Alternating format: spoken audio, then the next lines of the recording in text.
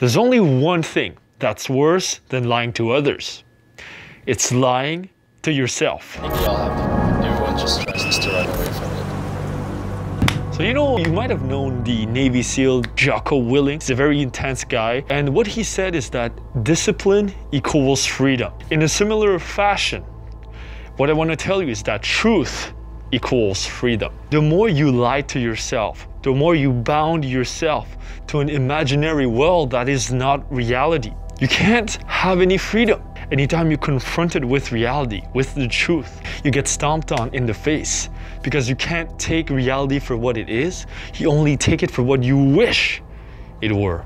And anytime you take reality for what you wish it was and not for what it actually is, you're lying to yourself. Truth is uncomfortable. It implies that you gotta get out of your comfort zone, reach for the facts, reach for what is rationally exactly true. On top of that, it assumes that you have to be very logical and rational, not just emotionally swayed by things, but be able to think clearly, see things for what they are. It means honesty and vulnerability. You're opening yourself up to reality, to the external world of what could happen, negative, positive things. Sometimes you put your weaknesses on a platter as you go about reality, confronting reality, the areas where you're most vulnerable in, where you're most open to attack, most open to, ridicule, most open to having your dreams crushed. But you're gonna be willing to face the facts. So, if you want to enter the matrix, here are the ways that we lie to ourselves. Number one, strategic ignorance. It's choosing not to believe certain things. It's choosing to ignore certain things that we would rather not look at. It comes from the idea that not knowing is more comfortable than actually knowing. There's this crazy story. I don't remember where I saw this, but it's that story of one white man, one white woman. They're married together, they have a child. The child pops out black. It pops out black. And then the guy is like, does not even want to look for this confirming evidence that perhaps this child is not his child. He doesn't even want to look, he doesn't even want to look at the truth. He just assumes that this child is his child because he would rather live in bliss than confront reality. A clear example of strategic ignorance. But it can be more simple than that. It doesn't have to be like that extravagant. You ever spend a lot of money and you're like, I don't want to see how much I spent. So you just don't look at your bank statement. You postpone it until the very deadline to look at it. That's a more typical form of strategic ignorance. You're giving in to wishful thinking, only looking for confirming evidence, but you're not looking for all the things that could make that go wrong. Let's say you have this grand vision that going to school will give you the job that you want. Maybe you have your life plan 10 years ahead, where in exactly 3 years you find your soulmate, and then in 7 years you have your children, and in 10 years you have your house, whatever it is. You only look for evidence that would confirm this. I have good grades, it's okay, I got it, You look only for confirming evidence that this would make you happy. But anytime that you sit in the classroom and you're not actually enjoying the class, anytime you do a homework and you absolutely hate it, you disconfirming all this. Telling yourself, well, I'm in this for the long run. Yeah, of course, I don't, it's just that class, man. It's just that class. But hey, once I get this job, I'll be good. And then you go about 3, 4, 5 years in university, studying this degree in engineering, whatever thing. And then you finally finish, you get your job, and you're still miserable because you lied to yourself 5 years ago. If you would have faced reality for what it is, you wouldn't be at that point. Whatever your situation is, I don't know what it is, but hey, as an example, anytime you deny reality, you are not living in reality. Another one, overconfidence, thinking you're greater than you are, thinking that you can achieve things greater than you think you can achieve. You don't have to be a narcissist to be overconfident. Many people are overconfident. There's two things, right? There's overconfidence and underconfidence, and they're actually two faces of the exact same coin. Because overconfidence comes from insecurity in your confidence, so you blow it out of proportion just to show that you are confident, to delude yourself that you are the best. You know, we all want to believe, when we start a business, for example, that we're gonna succeed no matter what. Regardless of the evidence that 95% of businesses, or I don't know how much, fails, we think that we're the 1%. But when you say 1%, by definition, by saying 1% means that there's 99% chance that you're not it, that you won't make it. It's not to be pessimistic, but it's to be realistic. Now, confronting this fact that you're probably not the 1%, now you can do everything in your power to try to be that 1%. See what I'm getting at?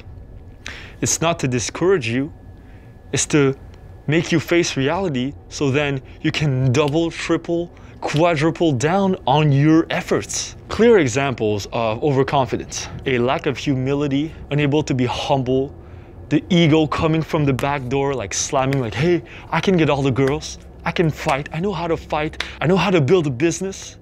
Yeah, right. Do you really know? Do you really know? Have you actually tried to pick up a girl before? Have you actually tried to fight someone before? With someone who actually knows how to fight? Have you actually built a successful business that makes 6 figures or more? If you did, well, awesome, you're not overconfident. You are confident, congratulations. But for all of those who haven't, how can you be confident in that which you have never done? Confidence comes from competence. If you don't have any past experience of that competence, then your confidence is grounded in the clouds. Any sort of blind faith or hope is mostly blind to reality. It doesn't mean that it's false, right? There are many spiritual teachings that have good things to teach us about hope, about faith, about believing in yourself. But merely taking those daydreams as reality is mistaken. So the next thing, underconfidence. Feeling like you're not enough. Anytime that, let's say, someone compliments you, your looks, on how good you are, tells you, hey, you're the best, man. You do amazing things. You are beautiful, women, whatever it is, and you deny it, you turn your back on it and you say, oh, they were just being nice. Oh, it's just that one time I did this thing. I was lucky, right?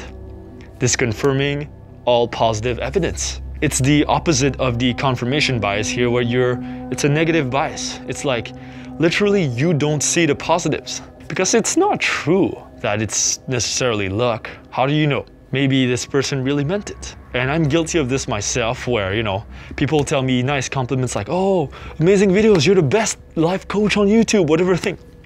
And I tend to disregard it. I'm like, well, I'm getting started, barely getting started.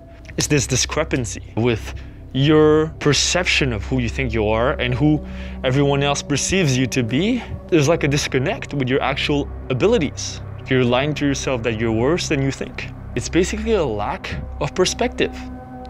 It's the wrong perspective, where you accept only the negative perspectives and not the positive ones.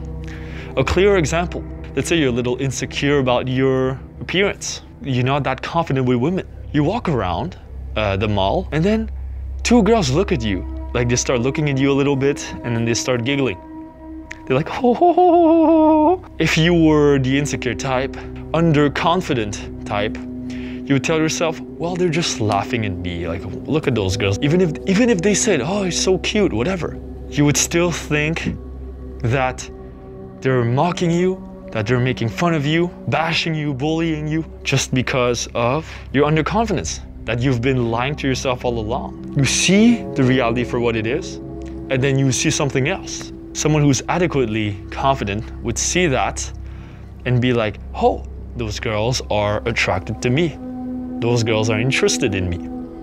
They're laughing because they're nervous and they're attracted, right? So then see the difference here. Like, the more realistic your assessment of reality, the more your confidence will be adequate. Not inflated by ego or not dismissed entirely.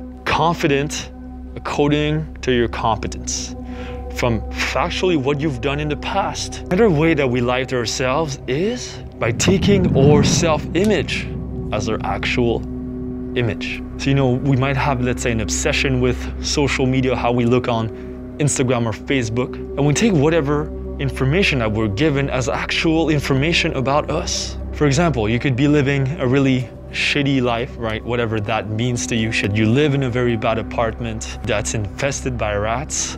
You have a bad job, whatever that shitty is.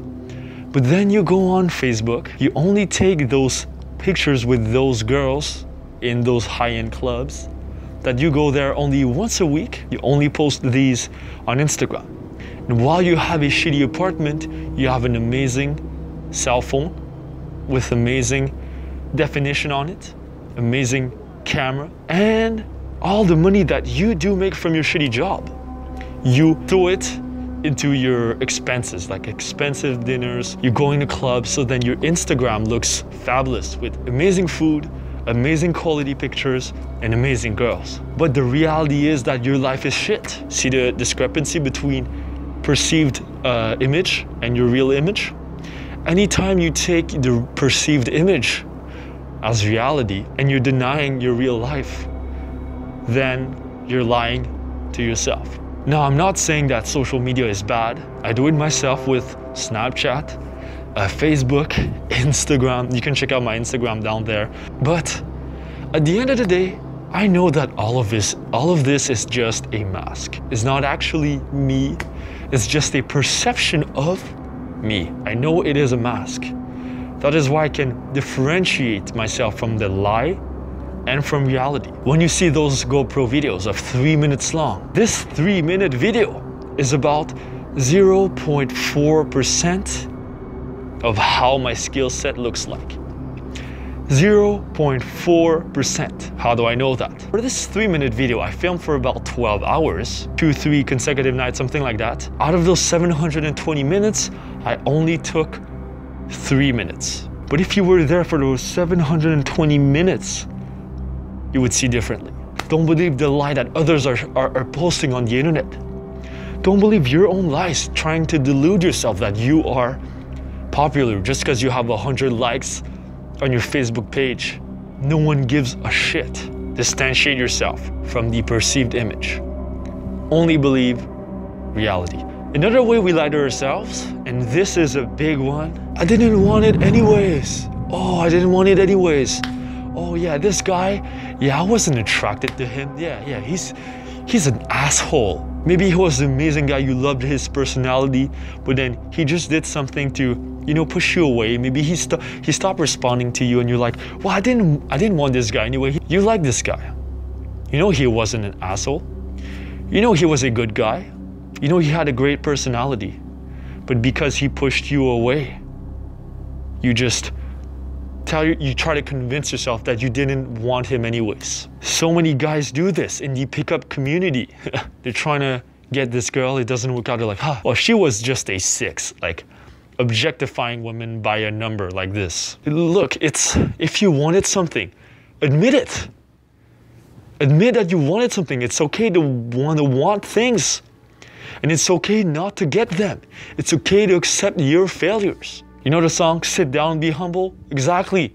Sit down, be humble. It's basically overcompensating because you did not have the ability to get what you want. If you take this too far and you do that on your own dreams and aspirations and your own life purpose, you can ruin your entire life. Since you were a kid, you always wanted to be, let's say, an architect. And then you get rejected into architecture, then you tell yourself, who cares about architecture? I can always do engineering, like some other thing that's not as good as what you wanted. Like, oh yeah, fuck architecture. Yeah, you know what?